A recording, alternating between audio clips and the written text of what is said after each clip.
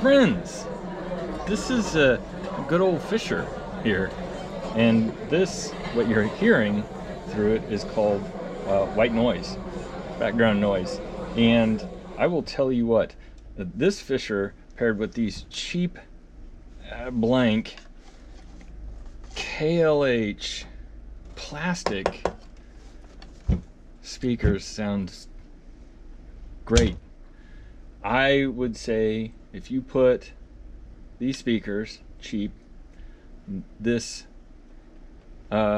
receiver in a room and turned that white noise on, people would probably believe that other people are there. So anyways, that is a intro for this really nice Fisher Studio Standard. It is the RS-1022. It has 2 channels. So A and B, right? 2 channels, 2 speakers on each channel. So you can play A, B, or A and B. It does have a phono, or not phono, but headphones. It has a headphone and a headphone jack. You know, if it plays headphone jack's handy to have, right? Good stuff. It has a high filter, which actually does really well. Let's test a little bit of this. So let's do fire. I think I turned the volume down on this thing. Didn't I? Or did I not? You know what I just did? I turned off the speakers that we were listening to.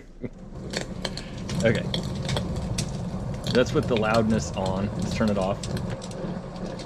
Okay, so the noise got really flat. All right, so with that on, you can hear the wind wisping through the fire. Hear it? Turn it off. Now it does help that I actually can feel it, so you may not be able to hear that through the YouTube-ness, but hopefully you can. So that you've got the loudness. So now you're going to do the high filter. All right, you can definitely hear that, right? You can hear that.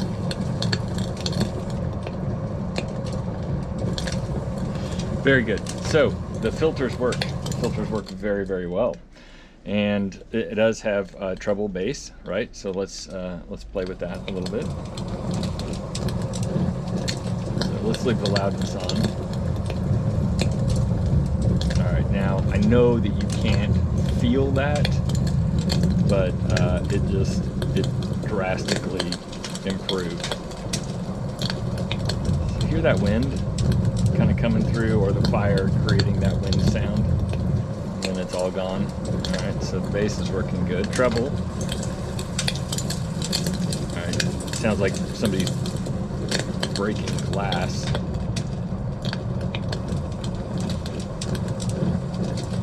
That's good. All right, that one works too, right? And balance, left, right. Very good. Check. Everything's working.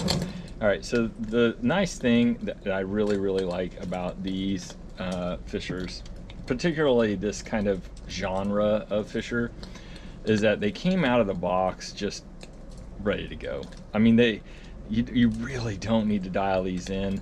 I have used this one with a couple of turntables and the radio, and then I'll play occasionally something through here, and during the whole string of tests and listening to it, I never had to adjust the bass or the treble. I just left the loudness on.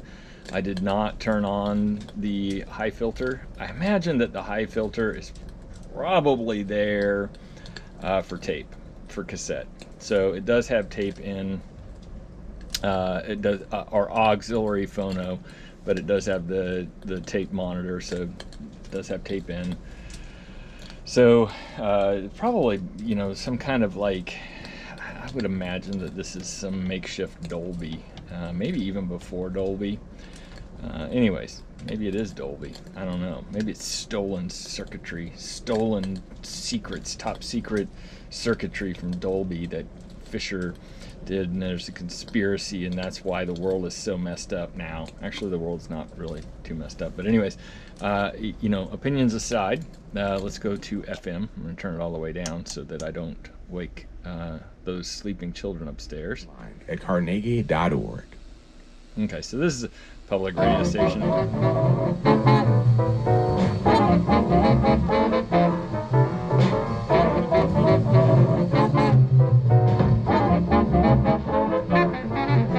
That almost sounds like an old-time radio. Okay, so actually the high filter did really, really well at cutting out the background static from the radio station. So good, kudos, does work. All right, so everything works on this thing. This thing is great. I don't know the exact wattage. I think it's only 20 watts per channel, but I had this hooked up to my corn walls, and it drove them just fine. And I mean, I took my Luxman off, put this on, and the corn wall sounded great. You know, I had to crank the volume up a little bit more to get the wattage moving through them, but it did it. It did it just fine, and it did it with no discernible distortion for me. So anyways, really good player if you, or receiver, I'm used to saying player, really good receiver if you are in the market for a good old receiver like this. This is a really cool one.